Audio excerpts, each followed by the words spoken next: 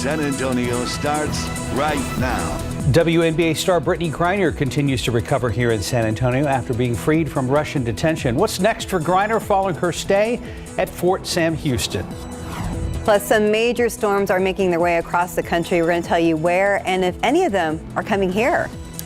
Well, it's a little cooler this morning, but the fog and mist are back. Mainly mist. Shouldn't be a big problem from the morning commute if you're careful. Good morning, everybody. We jump right into a Monday, and it is December 12th. Happy Monday. I hope you had a wonderful weekend. And I even felt like slightly cooler temperatures last night. Oh, absolutely. I woke up yesterday morning, Mike Osterhage, and you could tell that humidity had scooted out for the time being. Right. That front moved through Saturday night. Really, that turned out to be a doozy, especially in East Bexar County, about 6 to 7 inches of rain. But yeah, yesterday was absolutely glorious. Now, this morning, walking outside, when I first stepped out, it's like, is that mist? It was so fine. Yeah, it's definitely mist. Yeah, and it is cooler, and that's where I was like, is it just kind of coolish, or is that mist? But yeah, it's definitely mist out there, and as you can see out there at the airport, we do have some fog to deal with right now, 1.25 mile visibility. So these numbers have actually just dropped down a lot just in the past hour since I got into work. 1 2/3 miles at Port SA, 3/4 mile there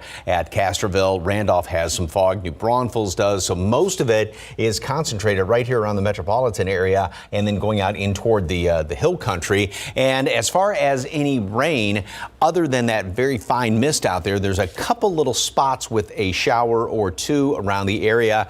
You know, it doesn't amount to too awfully much, but just enough to make the roads, along with that mist, on the damp side. So watch that as you're driving this morning. Temperature is at 60, mid-50s, but it's that damp cool. So yeah, grab a jacket before you head out the door. Mold is moderate. And yeah, last Friday, Mountain Cedar started showing up. So we are in Mountain Cedar season. It's on the moderate side as well. This morning, we're going to have some mist and fog. Temperatures are going to be staying steady. And then we will make it up into the low 70s later on today. So once again, we're going to be about anywhere from 5 close to 10 degrees above normal. A shower or two, couple of them out there. Pretty much same thing tomorrow, but that front moves through tomorrow night. We'll talk about that and tell you how cold it's going to be in behind that. Details coming up in just a couple of minutes. Steph, Mark. Thank you, Mike. The FBI is hoping surveillance video will lead to the arrest of the suspects in connection with the break-in at a secured transmitter tower site in Elmendorf.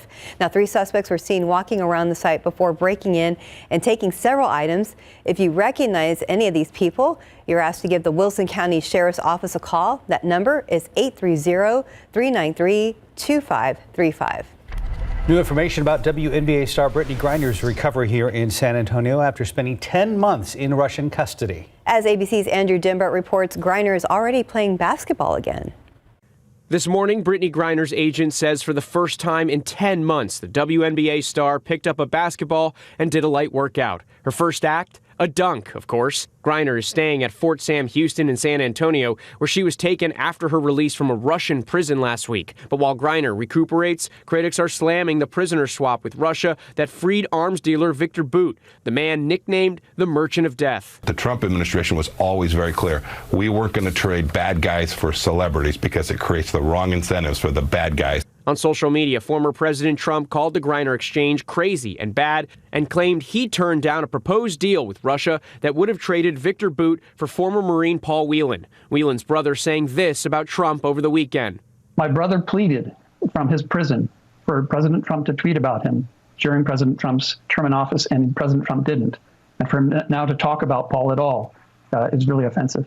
White House officials say they're doing everything they can to bring Whelan home and say the process of bringing Griner back to the U.S. has provided valuable insight. We're more informed. We have a better sense of the context here, where the Russians' expectations are, and we're just going to keep working at it.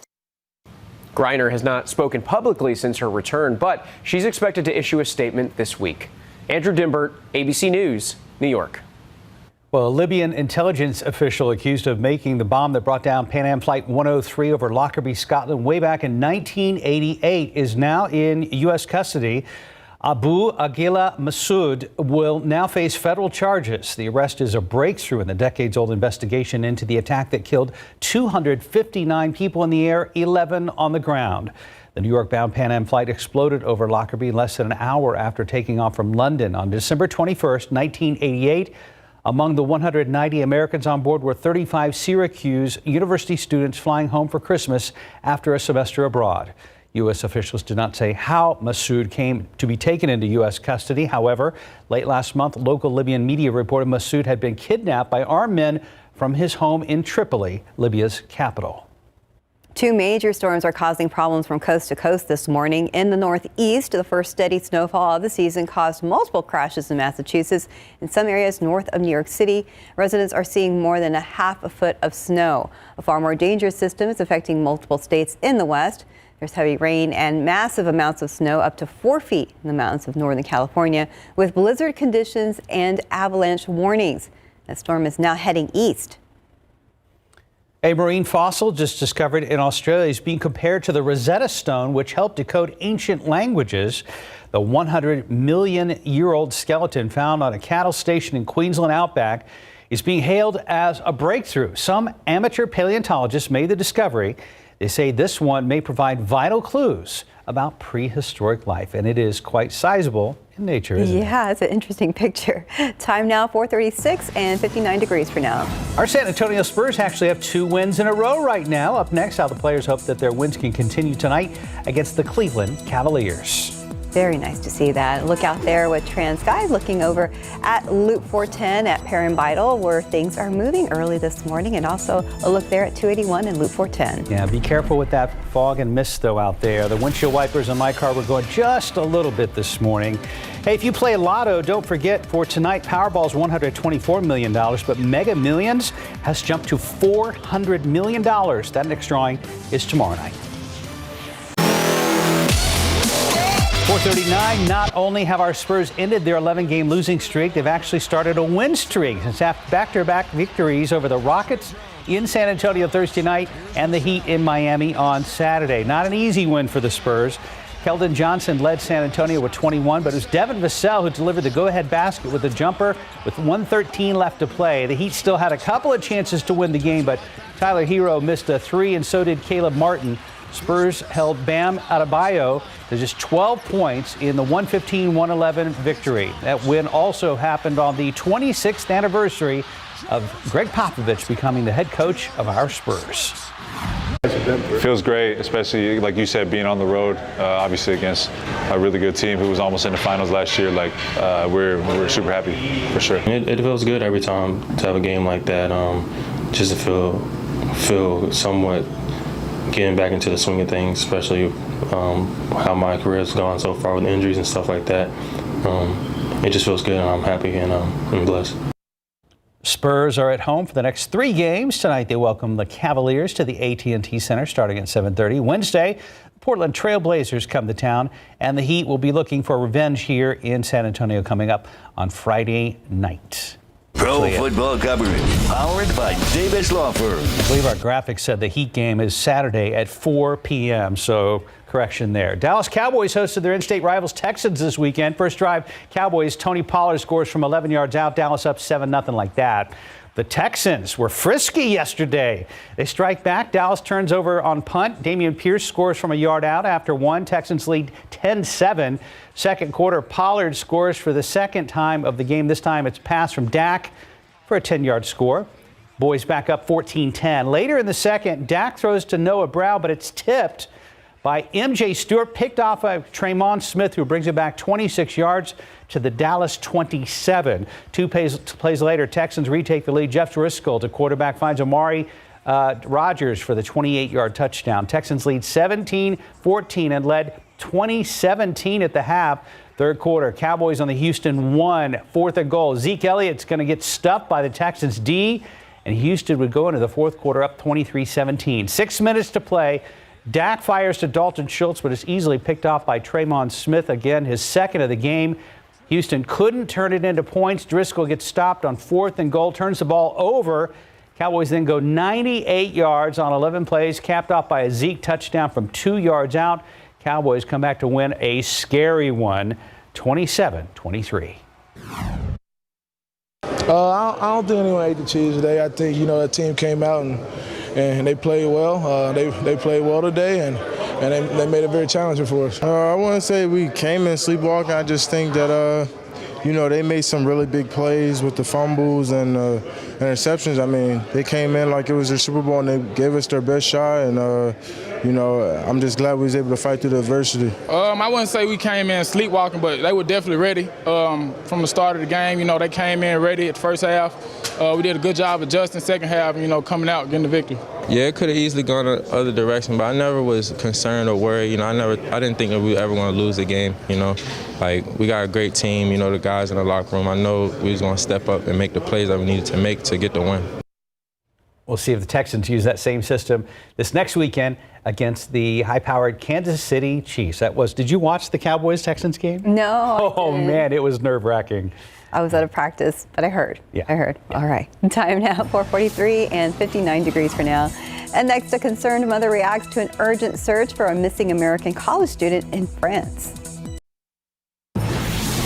And welcome back. It's about 4:45. The search continues for an American college student who disappeared in France. ABC's DeMarco Morgan has the details in today's GMA First Look. And this morning's GMA First Look, an urgent search for a missing American student in France. It's not characteristic of Kenny to not reach out to us and let us know what's going on.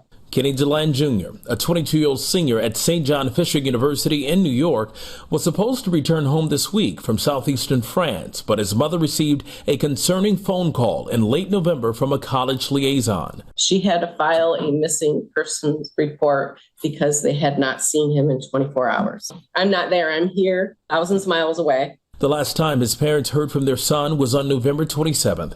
According to the family, he boarded a train near the university and headed south, his phone pinging along the way. If anybody has a way to help us and find him, help us.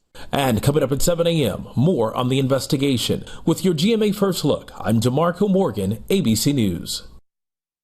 Holidays are associated with many joyous things, but some tough topics, are like hunger. As kids take a holiday break, many are pulled from their main food source at school. As of 2020 in Bexar County, there are more than 12,000 children considered food insecure. As Courtney Friedman explains, that's one of the reasons for a new No Kid Hungry grant, putting the power of change in the hands of Texas pediatricians. The pediatrician's office is often a safe space for families. On average, parents will see their pediatrician up to 20 times in their child's first 5 years of life. So why not bring a crucial topic into those exam rooms? Hunger. We are now providing a screening for those pediatricians to ask questions about hunger and food insecurity to be able to flag, if this family needs resources. Stacy Sanchez-Hare is the director of the No Kid Hungry Texas campaign, the organization that just announced the $20,000 grant that'll make those hunger screenings possible. Doctors in the Texas chapter of the American Association of Pediatrics will be trained to address the topic correctly. Bringing the conversation up, having the right questions that don't make people feel ashamed or stigmatized. Sanchez-Hare is also a mom, and in her line of work, she understands that being food insecure is a hard thing for parents to admit, but she says there is no reason to be ashamed. We're in a 40-year, inflation high. Every parent is feeling the pinch of gas, electricity bills. She believes simple yet specific questions from pediatricians can make a powerful difference. I've never been asked questions like that on my pediatrician visits. And so I think just being able to kind of break that silence and break that stigma and bring it up in conversation is just part of our health wellness check. A way to stop an often invisible health issue in its tracks. Well, if you need access to food or experiencing food insecurity, there is help available. You can call 211 or go to 211texas.org for resources on food, health, housing, and more. I'm checking traffic right now. Steven's here. He just poked his head in the studio. He's looking for an incident, I believe, somewhere. Right now, we're only seeing 281 at San Pedro, but that tells kind of a different story there. We are seeing some of that moisture on the lens this morning. So, Mike, if you wanted proof of the mist, there's There it is. Right there. It was on the windshield and everything, but like I said, when you step outside this morning, it was just so fine. I was kind of going, is that just because it's cool, or and you had to kind of, okay, it's just hardly even there, but enough. And then a couple of spots there are obviously little sprinkles out there. We'll see a few showers this afternoon. Cold front's going to move through tomorrow late in the day. Can't wait for that. All right, this weekend, some folks in East Bexar County and then further off to the east in portions of Wilson County, southern Guadalupe County, picked up a whole bunch of rain. Yeah, that front move through, and the forecast to touch off a few showers, but boy, some of those really dumped a whole bunch, almost 6.5 inches of rain. Now then yesterday, that front was enough to get rid of some of the humidity, clear us out, absolutely gorgeous. That didn't last very long because this is what you're going to be experiencing now this morning. 1.25 miles out there at the airport, 1 2/3. Port SA, fog at Randolph, New Braunfels, heading up toward Bernie and Kerrville, out to the west. And that's where most of the fog is concentrated, right around the metropolitan area, and then heading into portions of the Hill Country. Rock Springs at a half-mile visibility as of right now. Other than that, very, very fine mist out there. A couple little spots that are showing up. This one, which is going to be crossing 35 right now up there north of Schertz, Bandera. You've got a couple of those little showers, maybe even a decent, very small shower out there, but that's kind of the exception rather than the rule this morning. Like I said, a few more showers going to be popping up later on today. Temperatures, once again, are averaging 16, 17 degrees above normal. Throughout the morning, we will have a couple of these light little showers around here, or mist, I should say. And then later on this afternoon, a few of these showers. Temperatures won't be going too much of anywhere. We gain about 10, 12 degrees throughout the day. We make it up to 73 later on today with that chance for a couple of those showers out there. And as far as the humidity, it remains very high, and it's going to stay high. Now, all that humidity keeps getting pumped on in here. That's just going to feed some of these showers, mist and drizzle again tomorrow morning. But look at the drier air coming in here, and that's going to be moving through late in the day, dinner time, early evening. Some computer models are a little iffy on when exactly it's going to be coming on through. This one has it moving through a little bit quicker. There's those couple of showers that are going to be popping up throughout the course of the day, and tomorrow morning a few of them as well. But this particular computer model has the actual front trying to move through earlier on in the day. Again, it's going to be later. I think this one kind of rushes things. But one thing to take note of, it will produce some potentially strong storms well north of our area, well up to the northeast. We'll have a few showers as it moves through. Then great weather after that. 68 at noon. Cloudy skies. High temperature today makes it up to 73. A couple of showers out there, 1 or 2 of them. Watch out for the mist this morning. Pretty much the same thing tomorrow. Mist and drizzle, some fog in the morning, and then a shower or 2 as that front moves on through here late in the day. And we'll be at 67 Wednesday and continuing to get a little bit cooler, gorgeous latter half of the week, and then more clouds and staying pretty chilly, kind of damp and chilly coming up this weekend. Yeah, and I was looking ahead to the weekend, and I noticed those changes, especially going into Saturday. Wow. Because we've been kind of craving maybe a cooler, kind of hunker down kind of day with soup or something in the crock pot. That'll be this weekend. And long range, and again, a lot can change in between, but long range has some really cold air coming in here than Christmas week. So. Oh, wow. Yeah. Okay. Be nice. Well, here we go. Real December weather. Hopefully so, at least by Wednesday. Can you believe it's 2 weeks away already as of, I was looking at the calendar last night. Yesterday, yeah. It's crunch time. 4:53, 59 degrees. And coming up next, why Black Panther is about to be dethroned at the box office after 5 weeks at number 1. Pick 3 numbers, 572, Fireball 8. Daily 4 numbers, 8759, Fireball 3. Cash 5, 2, 13, 29, 30, 35. Lotto Texas 18, 21, 29, 31, 47, 48. And your Powerball numbers 9, 23, 47, 49, 68, Powerball 19, Power Play 2. Black Panther still holding the top spot at the American box office, but that's about to change. For our latest what's happening in Hollywood, here's ABC's Christopher Watson. Show them who we are. It's the 5th week at number 1 for Black Panther Wakanda Forever, earning another $11.1 million for a total domestic take of $409 million on an otherwise dismal box office weekend. It's also the first film since 2018's Black Panther to hold the top spot for 5 consecutive weeks. But that'll change Friday when Avatar: The Way of Water opens. Pundits predict a $150 million number 1 debut, maybe as high as $200. Wow, not much of a turnout. Steve Martin there from his SNL monologue over the weekend, trading eulogies with co-host and Only Murders in the Building co-star Martin Short. It was Martin's 16th time hosting the show, Martin Short's 3rd, although he was a cast member in the 1984-85 season. Cher's mom has died. Georgia Holt, herself an actor and singer, was 96. Cher tweeted the news Sunday. And actress and Jeopardy host Mayim Bialik is 47 Monday. And that's what's happening in Hollywood. I'm Christopher Watson, ABC News. Time now, 4:57 and 59 degrees for now. Still ahead, what arson investigators are hoping to find today when they go back to that site of explosion on San Antonio's southeast side that killed 4 people. And ahead on GMSA at 6, a dramatic water rescue caught on camera. How it happened as heavy rain moved over the west coast. And checking TransGuide right now, this is the incident that Stephen is zeroing in on over there at the area of I-10 and De Zavala. He'll have details after the break. Live from KSAT 12. Good Morning San Antonio starts right now. It was the big story this weekend here at home. Little by little, we're learning more about what happened during a deadly explosion on San Antonio's southeast side. What the Bexar County Medical Examiner's Office has now revealed about the latest victim. And weather problems from coast to coast, why some are calling one of the 2 major storm systems happening right now an atmospheric bowling ball. And outside with live cam, the fog and mist are back. It's a little cooler out there than it was most of last week, hovering right around 60 degrees. And good morning, everybody. Hope you had a nice weekend. It is Monday, December 12th. Thanks for joining us today. Yeah, it's a little cooler. I could feel that even last night, and that fog's going to be an issue this morning. And we have a cold front on Mike's extended forecast. Here he is with an update. And not too far into the future. I mean, it's going to be coming through in about 36 hours or so. More on that in a second. First of all, yeah, it is definitely chilly out there. 60, which is not bone chilling, but look at that bottom number. Dew points at 59, so we've got a ton of humidity. Relative humidity is well up into the 90s. Plus, we've got some of that mist, so it's that damp chill.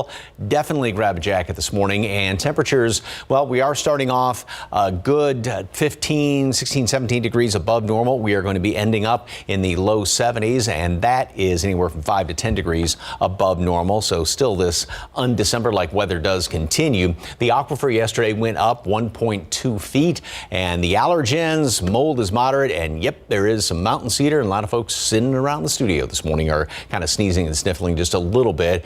So yeah, this season has just begun. All right, visibility out there. We've got, well, it's not pea soup yet, but 1.25 miles out there at the airport, just 3/4 of a mile visibility out in Kerrville. Same thing, Castroville, 2.5 at Stinson. And most of it is kind of concentrated around the metropolitan area and then heading up I-35 and out 10 and 90. Not bad down to the southeast. And this is going to be sticking around, obviously, for the next few hours. Then we have a couple little spots, especially in the hill country, where there's an actual shower being picked up, maybe right there around 35.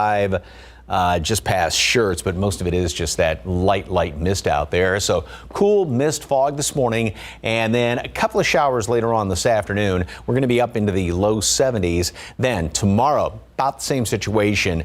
Cloudy, fog, mist in the morning, a few showers. Front's going to be moving through late in the day, and in behind that, we are going to have some beautiful December weather for the rest of the work week. What about the weekend?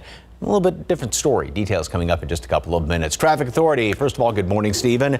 Got some problems already, right? Good morning to you, Mike, and unfortunately, not a good morning here along I-10. Let's get a wide look at TransGuide. This is actually a pretty serious crash that was reported overnight in the early hours, just before 3 o'clock this morning. Now, San Antonio police say a driver is actually in serious condition after his vehicle jumped onto and rolled over I-10 on the northwest side. Again, that happened just before 3 a.m. near the intersection of I-10 at De Zavala. Now, police say that man was driving on Hausman Road and jumped onto the highway, rolled across the eastbound lanes of I-10 through the median and landed right there in the westbound lanes. Now, that man was later rescued by firefighters and police, and he was taken to the hospital. Right now, there is no word on what caused the crash, but take a look at the scene from earlier. Obviously, the damage is pretty extensive there. We had first responders out there in the early hours, and that is still the case as we take it back here to TransGuide. Still a very active scene on I-10 at De Zavala. Spoke to our friends at TransGuide a few minutes ago, and they tell us that the highway is getting ready to shut down there, so not a good sign. Now, again, I-10 westbound at De Zavala. Our map has actually shut down a portion here of the eastbound lanes. I need to get back on the phone with our friends over there at TransGuide, find out exactly what the case is at this moment. But right now, we know it's still an active scene, so just make sure that you give yourself plenty of time. And again, watch for those first responders. Thankfully, everywhere else is really quiet. And even if you're traveling in those eastbound lanes from Bernie to the downtown area, it's going to be about a 23-minute drive time for you. 28 minutes if you're traveling on 281 southbound from Bulverde, and 25 25 minutes on I-35 southbound heading in from New Braunfels. But let's get you back here on TransGuide. Again, 10 at Days of Allah is a shot that we have here. Of course, the conditions also a little misty and foggy as we talked about earlier, but we'll watch this area closely. And again, hopefully we'll see a better update in the next few minutes. Mark, Steph. Stephen, thank you. This morning, arson investigators will be back at the site of that massive explosion on San Antonio's southeast side. So far, the death toll for Friday's explosion is at 4, according to the San Antonio Fire Department. Bexar County Medical Examiner's Office says one of the 4 victims has been identified as 36-year-old Roger Huron Jr. The explosion happened Friday night around 11:30 on South Presa near Highway 181. That's right across from K-Bar Services, which is a construction company. As of now, the cause of the blast is still being determined. The Bexar County Sheriff's Office is mourning the loss of one of their lieutenants, Jeremy Payne, after he was found dead yesterday. A cause and manner has not been released by the Bexar County Medical Examiner's Office. BCSO confirmed the news in a statement saying, in part, quote, "There is no suspected foul play. The family has requested privacy," end quote. Payne previously served as the president of the Deputy Sheriff's Association of Bexar County. Payne was off duty at the time of his death. Later today, Metro Health will begin tuberculosis screenings for students at Brandeis and Clark High Schools here in San Antonio. This after Metro Health reported a confirmed case linked to the schools. The confirmed case is from Brandeis. However, officials say that person had direct contact with someone over at Clark. Metro Health will be taking blood samples for the test. Also happening today, there is a community meeting for parents to get more information. That'll be at 6 p.m. at O'Connor High School. Now to the weather with storms on both sides of the country. 4 feet of snow fell in parts of California, closing roads and leaving some drivers trapped. As ABC's Morgan Norwood reports, that storm is set to slam the Midwest and South and possibly trigger tornadoes. Overnight, 2 major storms causing problems from coast to coast. In the Northeast, the first steady snowfall of the season, causing multiple crashes in Massachusetts. Police restricting speeds on parts of I-90. At least 7 cars involved in one crash and 1 serious injury reported. In some areas north of New York City, more than ½ a foot of snow coming down. It's really coming down here in Brewster, New York, off I-64. This truck stop's getting more active as the snow starts to accumulate on the roads. A far more dangerous system is affecting multiple states in the West. What's being called an atmospheric bowling ball, dumping heavy rain and massive amounts of snow, up to 4 feet in the mountains of Northern California, with blizzard conditions and avalanche warnings. Have you heard about the avalanche dangers? I know that it's still snowing up there pretty good. It does increase the risk of there being another one. In that same area, heavy winds sent power lines crashing down on or near occupied cars. Police telling drivers to stay inside until the proper crews can ensure their safety. The wind also forcing this ski resort in South Lake Tahoe to temporarily close. The ski lift swinging violently, winds gusting up to 60 miles per hour. Farther south, heavy rain triggering flooding. That storm now heading east. It could bring blizzard conditions to part of the upper Midwest by tomorrow and severe thunderstorms and possible tornadoes to parts of the South. Morgan Norwood, ABC News, New York. And here at home, there is still plenty of time left to donate to the Salvation Army's Parade of Kettles campaign. The money raised will be given back to those in need. Every donation helps, no matter how big or small. And you can still donate by scanning this QR code on your screen or by heading over to KSAT.com. 508, 59 degrees. And Twitter is relaunching its Blue service today. Why it will cost more for Apple users. The Alamo Dome is home to so many fun, electric, and captivating events. And with the new year around the corner, much more is on the way. We have a preview of 2023 and the impact of UTSA and the return of the XFL. A lot going on, and looking out there with live cam. A little foggy out there, not too bad in this shot though. Things are moving on the roadways, but be careful out there. We'll be right back. There's a lot of excitement in and around San Antonio. The Alamo Dome is home to many fun events, and with the new year around the corner, much more is on the way. And Richard Oliver with the Alamo Dome joined leading SA to discuss the successful past year and what comes next. Richard Oliver joined us, and we talked about a lot. We talked about the multi-million-dollar success that the Alamo Dome saw throughout the last 12 months. And we talked about all of the excitement for 2023, all of the events, the sports, UTSA, the XFL. Here's a bit of our conversation. The Alamo Dome turns 30 years old on May the 15th of next year. So we have got a slew of things happening all year long. It's going to be outstanding. We thought 2022 was good. Let me tell you, we've got, of course, Royal Rumble, just that you mentioned. Everyone's just so excited about that. Ticket sales are through the roof. So if you haven't gotten your tickets, you better jump on that. The Spurs' 50th anniversary game on January the 13th, trying to set the NBA record for attendance, 65,000 people. They're trying to get in there for that. The Warriors are coming to town, so that's going to be a great game. And, of course, we've named a couple of the XFL Spring Football League. The Rock will be here in the spring, certainly kicking off that league. And also we've named two big concerts, Pink in September, the Red Hot Chili Peppers in May, and we've got a couple more that I can't tell you about just yet. We also talked about the Alamo Dome's 30th birthday, what the Dome has meant for the city of San Antonio, and what comes next. You can hear the full conversation right now. Just head to the Leading Essay section of KSAT.com. Of course, we have Leading Essay every Sunday morning at 8 a.m. So, guys, we'll see you next Sunday. Back to you. See you then, Max. Thank you. Right now, we're at 514, about 60 degrees. And still ahead, Apple now has a deadline for switching the iPhone over to USB-C. Plus how Google Chrome is making it easier and more secure to log in to its services. Guys, there's something on the ship. There's something with us here. What do we do? Get to the escape pods. Go now!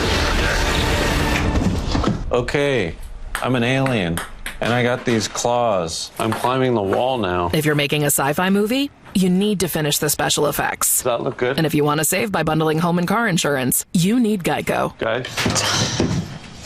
Uh-oh. See how much you could save by bundling with Geico. Is that going to be a problem?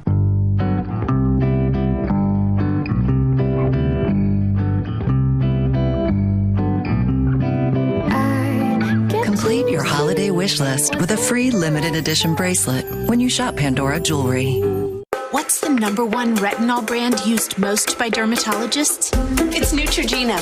Rapid wrinkle repair smooths the look of fine lines in 1 week, deep wrinkles in 4. So you can kiss wrinkles goodbye. Neutrogena. In today's Tech Bites, Twitter's subscription service is relaunching. Twitter Blue returns today, offering subscribers a blue checkmark as well as other features. Before getting the checkmark, accounts will be reviewed to prevent impersonators. The service costs $8 a month. The clock is ticking for Apple, now facing a 2-year deadline to switch the iPhone over to USB-C. The European Union is giving manufacturers until December 27th of 2024 to make the change to their data and charging ports, meaning Apple will be forced to ditch its Lightning connector. And Chrome now has passkey support. The tech was designed by Google, Apple, and Microsoft. Google's Password Manager can now synchronize passkeys across Chrome and different devices on Android. The goal is to make logons safer and easier. You know, I once tried to change my password to 14 days, but it was too weak. Those are your Tech Bites. Have a great day. Okay. I see what he did there, too. Yeah. Yeah, Clever. Okay. All right. If you're just now tuning in, we've got a big hiccup on I-10 De Zavala on the northwest side. Unfortunately, not a great way to start our Monday morning, but watch out for these first responders. They have had a pretty busy last few hours. Now, this is a shot at 10 at De Zavala. I was speaking to our friends over at TransGuide, and over the phone, they tell us that this overnight crash has actually led to a portion of both the east and the westbound lanes to be shut down, and that is because we have first responders that are pulling some of the debris from the roadway. Now, we know that this crash was reported just before, a little after 3 this morning, and you can see some of the extent of the damage that is right there on the screen. Right now, we know that a driver was taken to the hospital in pretty serious conditions, but police say the man was driving on Hosman Road before he jumped onto the highway and rolled across the east and westbound lanes of I-10 through the median and then landed in those westbound lanes, which makes sense as to why we are seeing that there's a portion of both in the east and westbound lanes that are shut down right now. So again, First responders are still out there on the scene. Now, we take you back to the map. Need to put the crash icon back on there, but we're not seeing a delay there, and so that's some good news. But still, this overnight crash is obviously in an area where a lot of folks tend to travel through and from the Alamo City. Now, the wide look at the map, thankfully, not a whole lot else to show you out there. It's been a pretty quiet morning, aside from that pretty serious incident.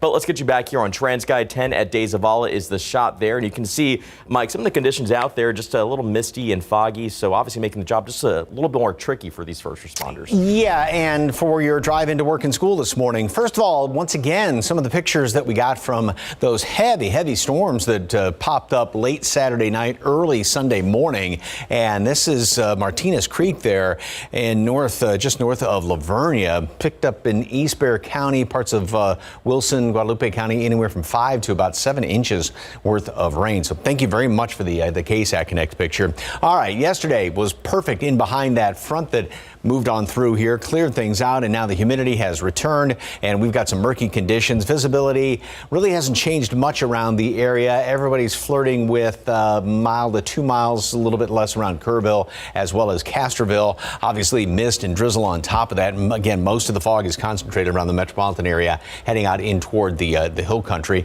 Just be on the lookout for it to get thicker as the morning rolls on. And there are a couple of sprinkles that we're still seeing, 1 or 2 of them right here, just about to cross over 90 there at 410. This is a regular old shower, albeit brief, other than some of that mist that we have out there this morning. Temperatures are they're not going to move really at all this morning, just because of the high humidity, because of the cloud cover. And we are anywhere from 15, 17 degrees above normal. So we stay steady this morning, and there's that 30% chance for a little bit of mist, a sprinkly shower or two. We'll make it up to 68 at noon and then top off at 73. Normal high being 66 this time of year, 65, pardon me, this time of year. And a 30% chance for a shower or two out there. Not a great chance of rain, though. Here's the computer model, and this is a different one from last half hour. It's showing a few of those showers scattered about the area, and we'll have a lot of humidity around, mist, drizzle, some fog tomorrow morning. It's not as bullish on any rain tomorrow.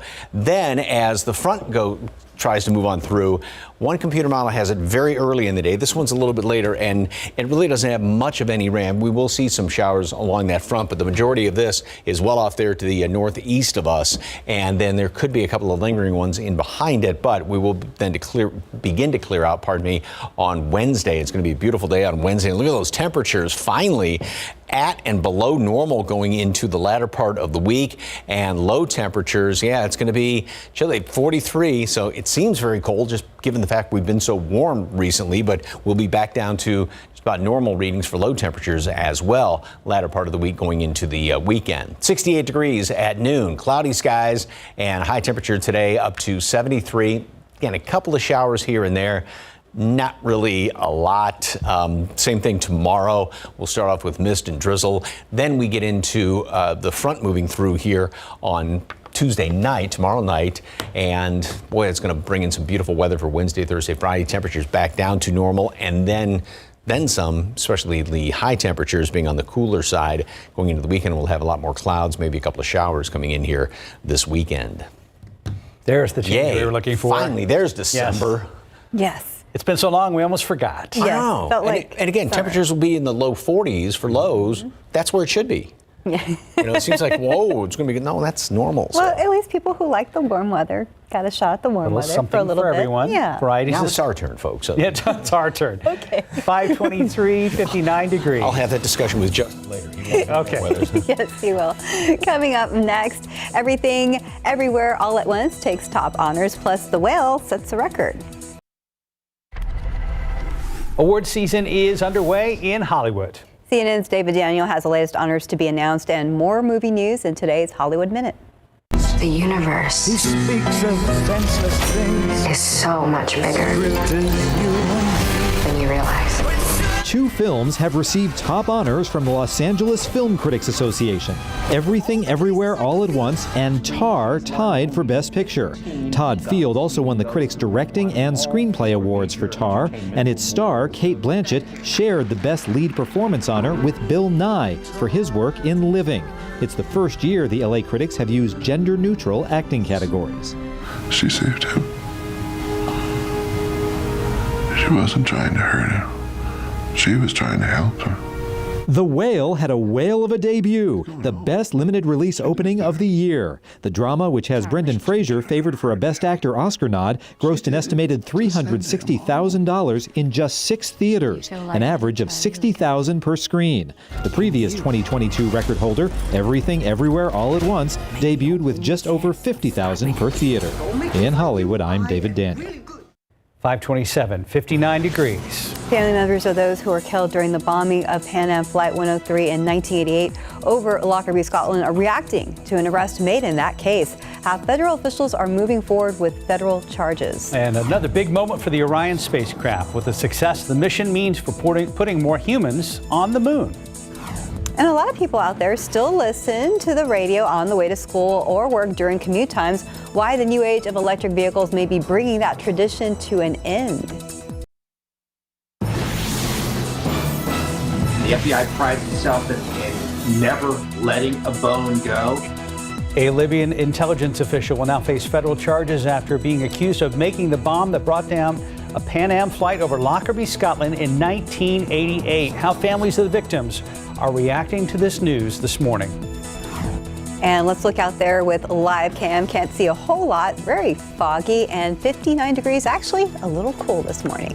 And good morning, everybody. It is Monday. It is December 12th. Thanks for joining us. Hope you had a wonderful weekend. I know you're very excited with the weather changes coming. Yes, a front. It's going to feel like December, believe it or not. And yeah, but by Wednesday and then throughout the latter portion of the week. So that'll be nice with this front moving on through here. We had that little bit of a front that touched off some of those thunderstorms and some of those heavy showers in eastern Bexar County, parts of Wilson, Guadalupe County, late Saturday, early Sunday. And then that brought in beautiful weather yesterday, of course. And now we got this out there. We got more fog around the area. Temperature is at 60, which is not in itself that cold. I mean, we're still a good 15, 17 degrees above normal, but it's that damp chill because we've got a ton of humidity. Dew point and temperature are running neck and neck. And then we've got some of that mist on top of that, as well as some of the fog. Visibility has dropped now in Castroville, just a half mile. It has also dropped at the airport and 3/4 of a mile out there at Kerrville. So we're going to have to watch it as these numbers continue to go up, and that means the fog starts to thicken up a little bit more, and this continues out into portions of the hill country. Rock Springs, just a 1/4 mile visibility, not bad along the coastal plain. Also been watching just a couple little sprinkles. That one right there popped up and then it just disappeared, so these things don't last all that long. This is more of a gee whiz. Most of this is just going to be on that very light, that almost the fine mist out there this morning. It was hardly even detectable, but I mean, windshield wipers had to go about twice coming into work. Mold is moderate, same thing, mountain cedar. Now, as the day rolls on, we will have a couple of showers out there. We've got the fog and mist hanging around here this morning. 73 for a high temperature, kind of breezy this afternoon as well. Again, 1 or 2 showers, 20-30% chance for some rain. This is pretty much going to be the same situation tomorrow.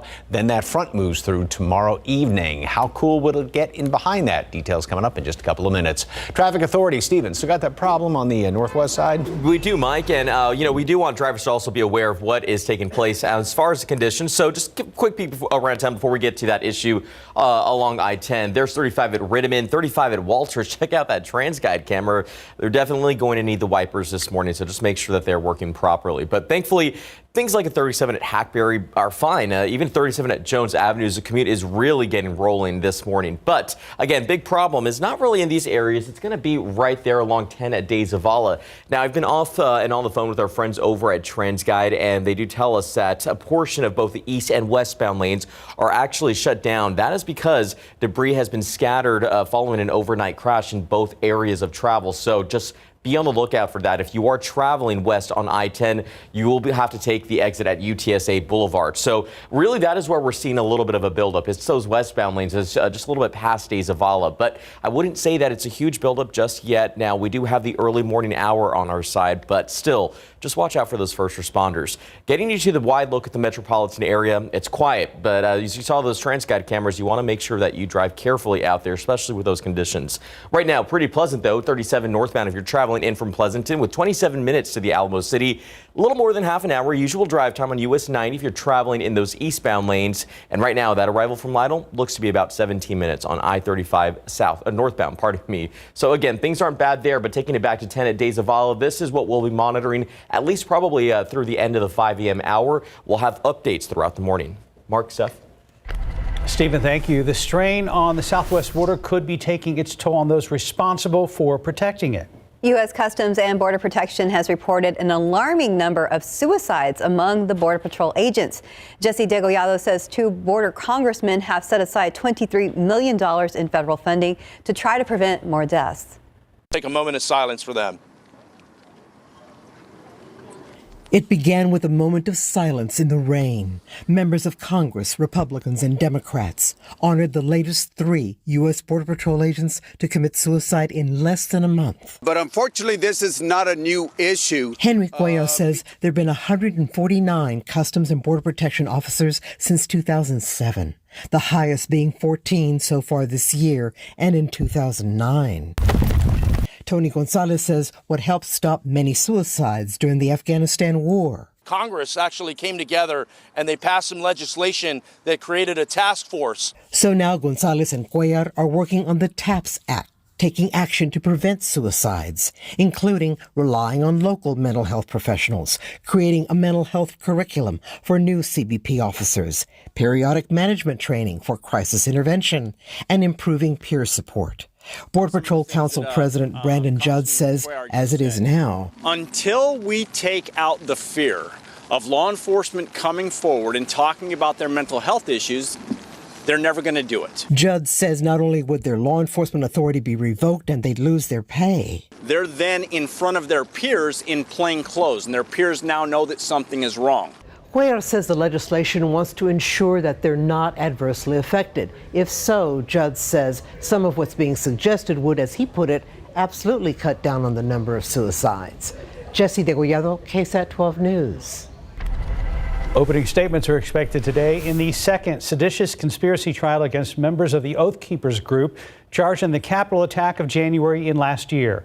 The trial comes less than 2 weeks after Stuart Rhodes, the Oath Keepers founder, and Kelly Meggs, who led its Florida chapter, were convicted of seditious conspiracy. While Rhodes's and Meggs's verdicts were a major victory for the Justice Department, 3 of their co-defendants were acquitted. The question in the next trial is whether prosecutors will be able to convince jurors to convict lower-level defendants of that charge. The Mauna Loa volcanic eruption on the Big Island of Hawaii may soon be coming to an end. According to the U.S. Geological Survey, the latest data indicates the volcano may soon fall silent. In response, the Hawaiian Volcano Observatory has reduced the volcano alert level from a warning to a watch. But scientists will not rule out the small possibility that the eruption could continue at a very low rate. Well, it is justice decades in the making. This morning, the families of the Pan Am Flight 103 victims are reacting to news the accused bomb maker is now in U.S. custody. As CNN's Amy Kiley reports, a widow is set to share her story today, and the sister of a passenger who died is also revealing new information. We're very anxious and eager to hear what comes out of this trial.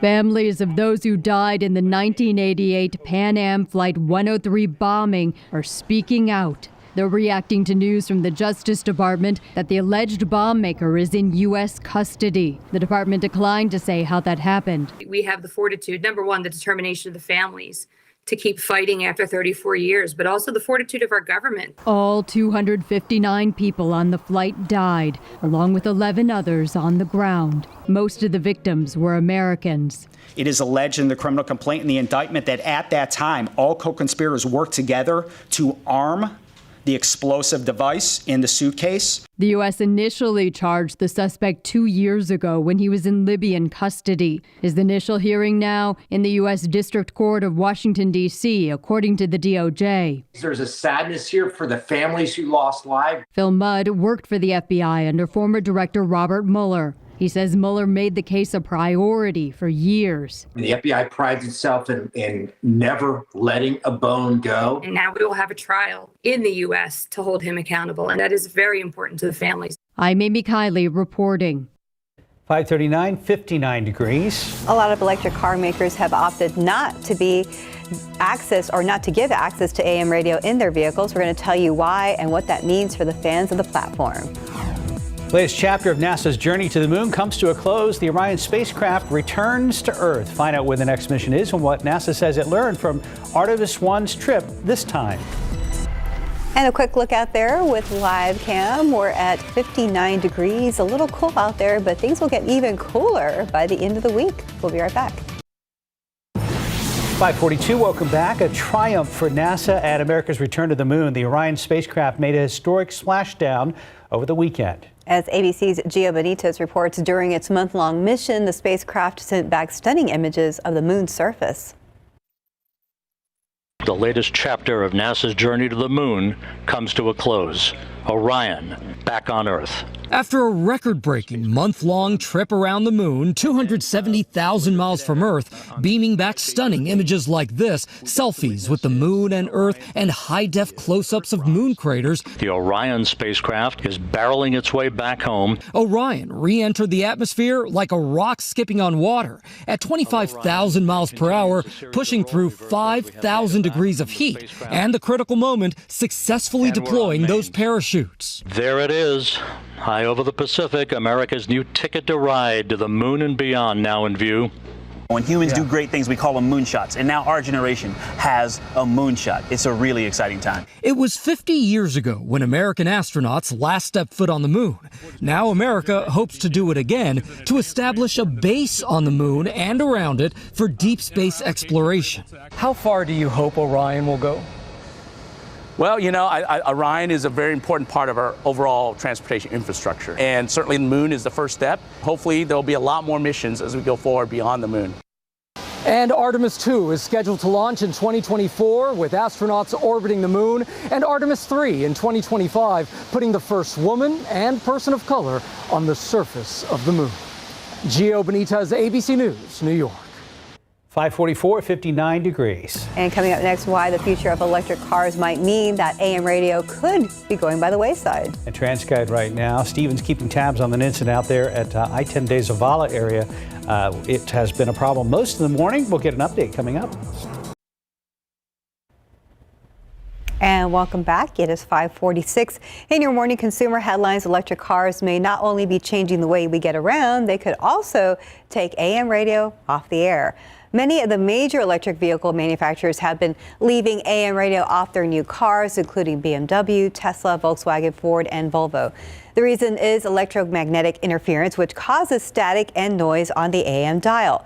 If more electric vehicles drop AM radio, some broadcasters say they could lose their key audience during morning and afternoon drive when listeners are commuting to work.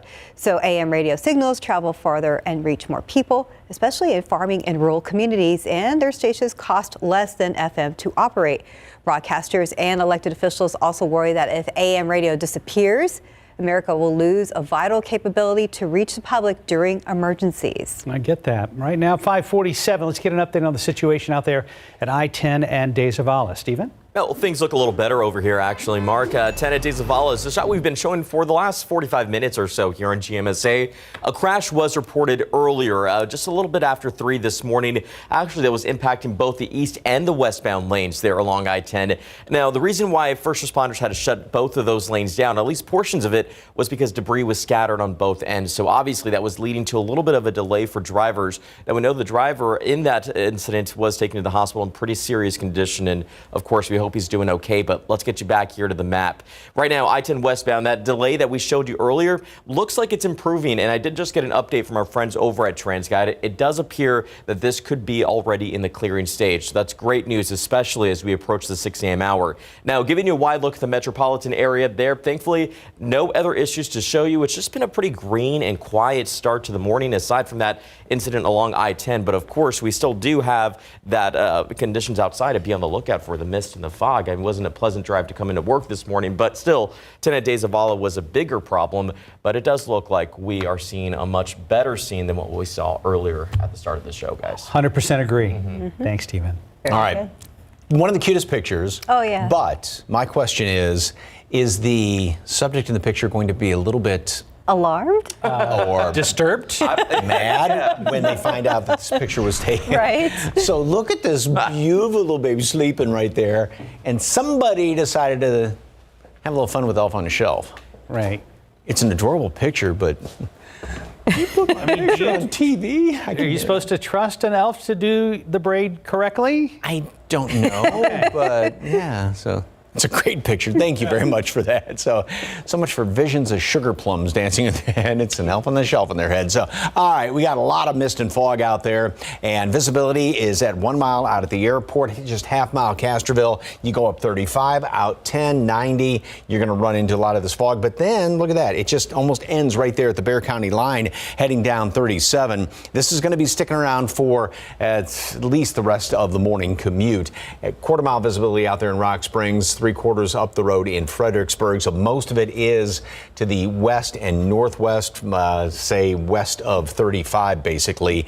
And just watch it because the roads are damp with all that mist out there. There's really nothing that's even heavy enough to be picked up on radar. We had a couple little specks of rain here and there. We will see a couple of showers later on today, just 20-30% chance of rain. So not a great shot at rain, and it's not going to be any rain necessarily of any consequence, not like what we had Saturday night in East Bexar County. Temperatures are 10, 15, 17, 18 degrees above their respective normals. We've got those couple little showers out there, or I should say just the mist this morning, and then temperatures make it up into the upper 60s by noon, and that 30% chance for, again, a couple of showers scattered about here and there later on today. Here's computer model, and yeah, that's got 1 or 2 of those showers scattered about the area later on this afternoon. Tomorrow morning, we're going to be starting off. The humidity just continues to get pumped on in here, so we will be starting off same way, mist, some fog scattered about the area. Then as we go on into the afternoon, the front, now this computer model, as a matter of fact, is not as bullish with the rain along the front.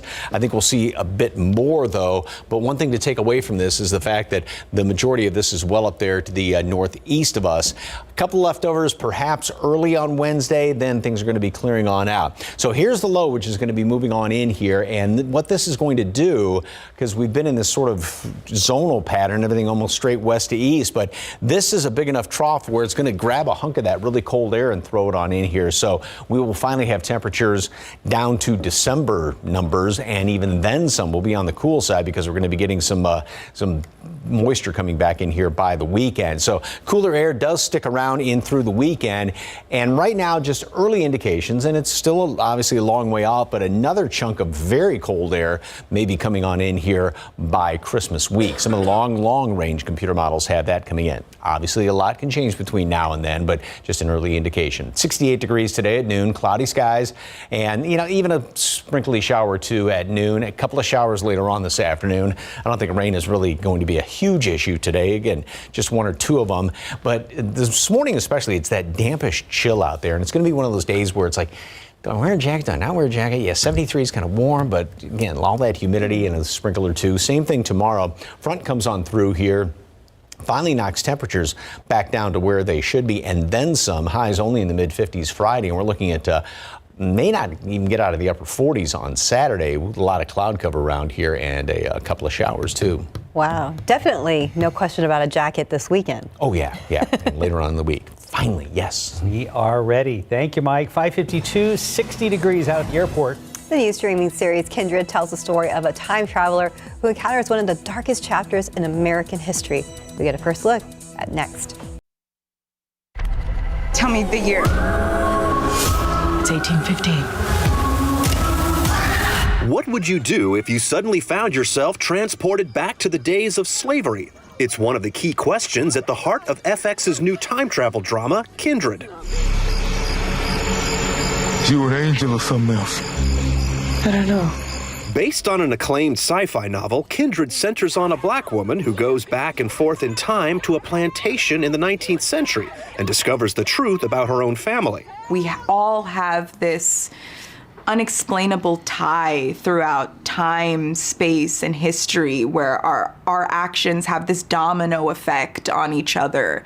And to see a show, to see a story that explores someone who can go back and forth and weave through those connections is really beautiful. The series was filmed in Georgia, on land where enslaved people probably worked. You could actually feel the history of the land. It was really emotional. There were a lot of days where I got really emotional, where I felt my ancestors surrounding me. That always sounds so like, whoo, to say, but it's true. It's true. Series creator Brandon Jacobs Jenkins promises Kindred will give audiences a lot to think about. I hope that people kind of leave this with a deeper sense of why history is important and their history is important and why family is important, and asking themselves hard questions about what it is to be a moral person. You're not crazy. Whatever this is, it's real. In Hollywood, I'm Douglas Hyde. Ahead in the next hour, GMSA, Christmas less than 2 weeks away, so we're getting festive this morning with a little help from the gingerbread man. Plus, a downside to Christmas shopping that most people are not thinking about. It can keep the most wonderful time of year from becoming a dangerous one. And up next year, big year on the horizon for the Alamo Dome here in San Antonio as they stay busy with some electric events on the way. We've got a preview for 2023 in just a few minutes. TransGuide, our problems remain out there at 10 and De Zavala. We'll get an update from Stephen Cavazos coming up.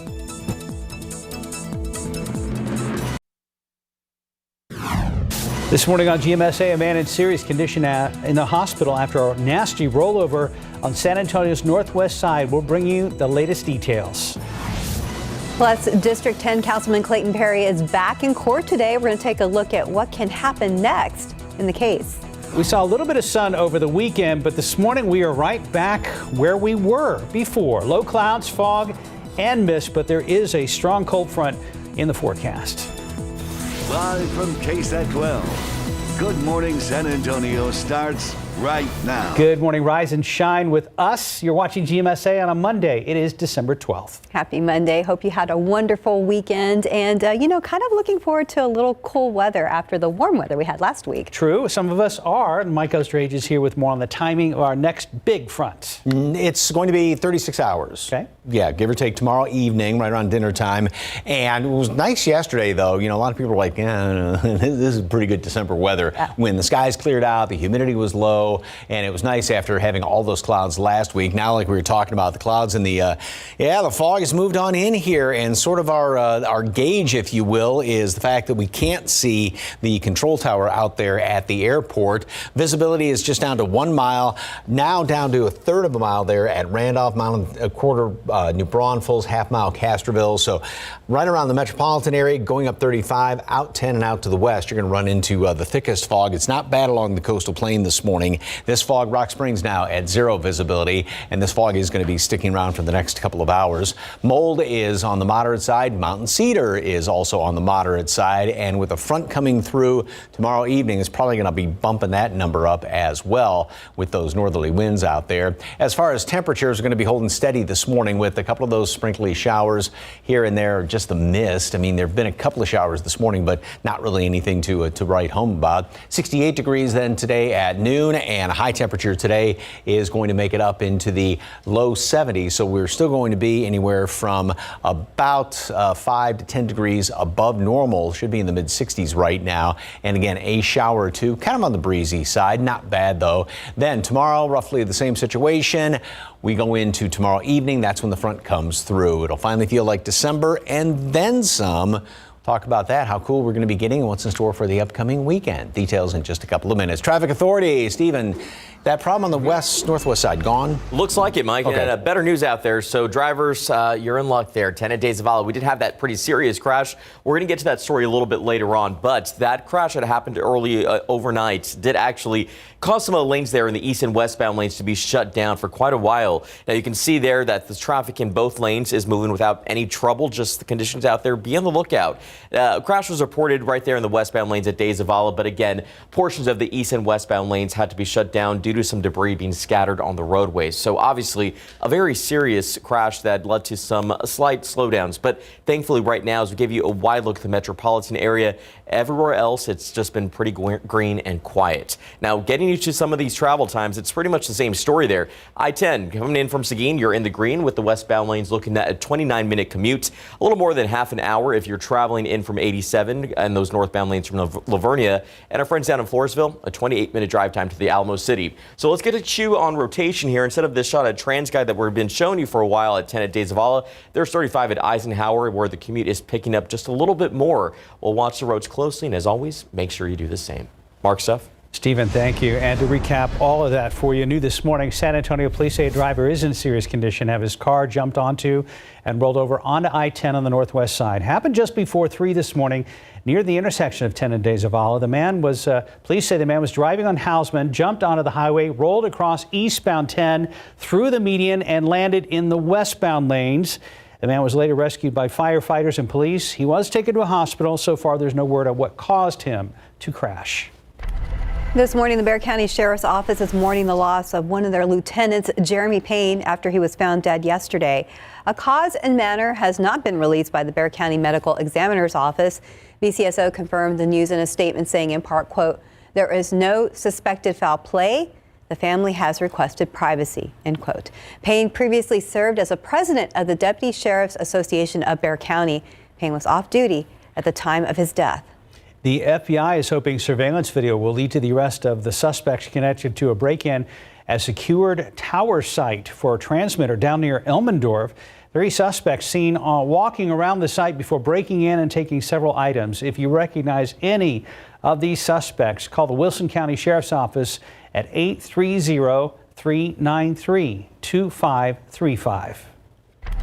Happening today, District 10 Councilman Clayton Perry is back in court for an arraignment hearing. It is related to the Class B misdemeanor charge for failure to stop and give information after a crash. This stems from a hit and run on November 6th. San Antonio police also filed an at-large case of driving while intoxicated against Perry. Also happening later today, Metro Health will begin tuberculosis screenings for students at Brandeis and Clark High Schools here in San Antonio. Comes after Metro Health reported a confirmed case linked to those schools. The confirmed case is from Brandeis. However, officials say that person had direct contact with someone over at Clark. Metro Health will be taking blood samples for this test. Also happening today, there's a community meeting for parents to get more information. That's at 6 p.m. over at O'Connor High School. Looking ahead, there's a lot of excitement building in and around San Antonio. The Alamo Dome is home to so many fun, electric, and captivating events. And with the new year around the corner, a lot more is on the way. Richard Oliver with the Alamo Dome joined Leading SA this weekend to talk about a successful 2022 and, more importantly, what comes next. Richard Oliver joined us and we talked about a lot. We talked about the multi-million-dollar success that the Alamo Dome saw throughout the last 12 months. And we talked about all of the excitement for 2023, all of the events, the sports, UTSA, the XFL. Here's a bit of our conversation. The Alamo Dome turns 30 years old on May the 15th of next year. So we have got a slew of things happening all year long. It's going to be outstanding. We thought 2022 was good. Let me tell you, we've got, of course, Royal Rumble, just that you mentioned. Everyone's just so excited about that. Ticket sales are through the roof. So if you haven't gotten your tickets, you better jump on that. The Spurs' 50th anniversary game on January the 13th, trying to set the NBA record for attendance, 65,000 people. They're trying to get in there for that. The Warriors are coming to town, so that's going to be a great game. And, of course, we've named a couple of the XFL Spring Football League. The Rock will be here in the spring, certainly kicking off that league. And also we've named 2 big concerts, Pink in September, the Red Hot Chili Peppers in May, and we've got a couple more that I can't tell you about just yet. We also talked about the Alamo Dome's 30th birthday, what the Dome has meant for the city of San Antonio, and what comes next. You can hear the full conversation right now. Just head to the Leading SA section of KSAT.com. Of course, we have Leading SA every Sunday morning at 8 a.m. So, guys, we'll see you next Sunday. Back to you. Thank you, Max. Well, folks, there's still time to donate a new pair of shoes or socks to a child in need. The Shares of the Shoes campaign is coming to a close, but it runs through this Friday, the 16th. You can drop off a new pair of shoes or new socks at any of the locations on your screen. All donations go to Zapatos, which works with schools to help kids get the shoes that they need. You can find more information on the KSAT community page and on KSAT.com. During this season of giving, several organizations are working toward helping families for the holidays. That includes Toys for Tots. Volunteers will be handing out toys this Saturday from 8 a.m. to 6 p.m. The location will be announced over the next few days. Over 4,000 families are expected to get gifts this year. And time now, 6:08 and 60 degrees for now. Still to come on GMSA, Twitter Blue is back. We'll explore why it's coming out now while costing more money for Apple users. And it may not feel like it here in Texas, but two major storms are causing some problems from coast to coast this morning. Plus, Mike's here to tell us about some changes in our area. Next. In the meantime, we're still dealing with fog and mist this morning. It's a little bit thicker in areas. It looks like the ceiling has started to drop right over San Antonio International Airport. We actually saw specks of water on some of the TransGuide lenses this morning. Be careful, as usual. You know how this goes after all of last week.